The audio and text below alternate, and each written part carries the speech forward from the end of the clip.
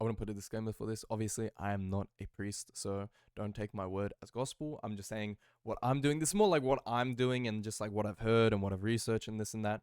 But this is my, not like guide, but more like just like Great Lent, like first Great Lent, if you're interested. So when talking Great Lent, I'm specifically talking about the Orthodox Lent, which I don't know if Catholics call it Great Lent. I think they just call it Lent, but in Orthodox Christianity, it's called Great Lent. It's like the greatest of all fast, the fast before the resurrection of Christ, which is Easter or Pascha. Now, Great Lent, what I love about Lent compared to something like Ramadan, and this is not like any shade at like Muslims or anything, but Christianity is not a legalistic religion. It's not a like, oh, if you do this, then you're going to hell, or you're getting points to hell. If you do this, then you're getting points to heaven. It's not like that. It's all about your soul and what is your connection to God. More so, I would say. I'm not, again, don't take this as the gospel, but this is my understanding of it. And because of that, Lent can be taken on multiple levels. There's no like level where, so for example, like Ramadan is fixed. It's that you should not eat or drink any water between this period and this period, between sunrise and sunset. But then after, you can eat whatever you want. You can pig out. And then again, you can just like, you can keep doing that.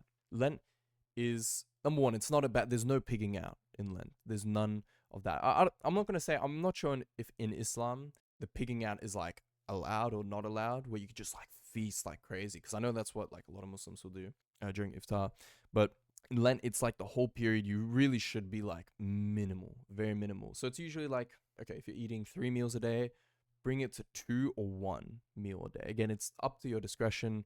There's a lot of factors. If you're like pregnant or something like that, then you don't have to. You can make it easier for yourself, this and that. Again, you would have to talk to your priest about this, your Orthodox priest about this. The typical foods that you would abstain from is meat and animal products, and then oil as well.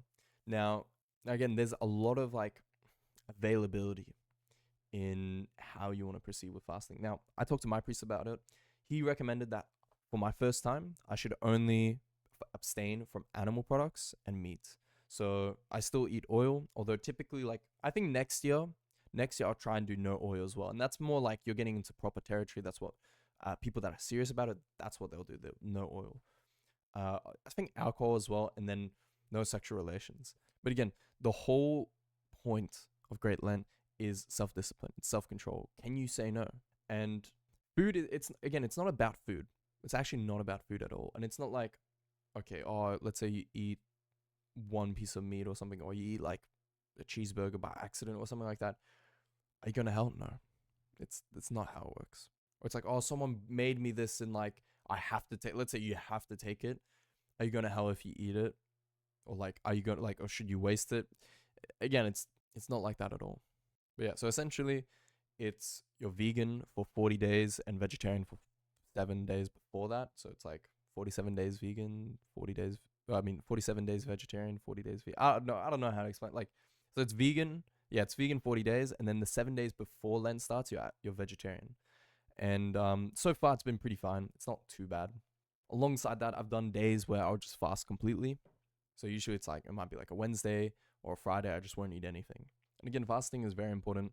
It says in the Bible, like when you fast, not if you fast. So fasting has always been a part of Christianity. Unfortunately, most Christian denominations don't really hold fasting as important as anymore. And I think even Catholicism doesn't really like there is fasting, but it's more like if you're like very traditional and stuff, but like most mainstream Catholics don't.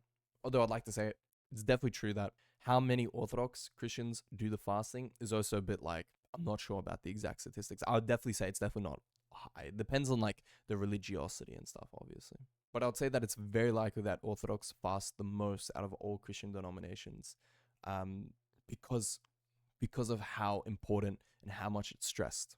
But yeah, so far I got my mum to just make me like Hungarian food, but like vegan, or like kind of like, yeah, basically like vegan Hungarian food, like food that's like there's some dishes that are already pretty close to vegan or vegetarian. So that's mostly what I've been eating. So when you're eating like one meal a day, it's not too bad. It's not as bad as most people think, or even like a whole day fast. It's not that bad. Again, I've said this a million times, but the thing that I love the most is how many like it all depends on how far you want to take it and how much like you really should take it. For example, there is one saint, Saint Simeon the Stylite. He's honestly a top G. He's like insane level asceticism, but But essentially, for Lent, or for one Lent, I'm not sure how many times he did this, but I know for one Lent, he didn't eat anything, like nothing, and he didn't drink anything for 47 days. 40 days, 47 days, which is insane. Insane. And somehow he lived. He lived. Through the grace of God. Only through the grace of God. Again, that's not something that like the average typical person should do, but it's something that like if you really wanted to and you were on that level, then it would be like it could be appropriate. It could very well be appropriate for you to take that action. Obviously, there's a lot to it. It's hard to just make a short video about it. I'm just kind of wanted to talk about my experience so far. It's been good. It's only been the first week.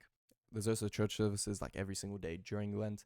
Although, to be fair, I have not been able to go to most of them just because like there's something going on or like going out, something like that. It's hard. Or like I have work. That's typically like the most common thing is like I have work. But yeah, if you enjoyed that video, please leave a like, subscribe, comment, helps me out. And I'll see you guys next time. Peace.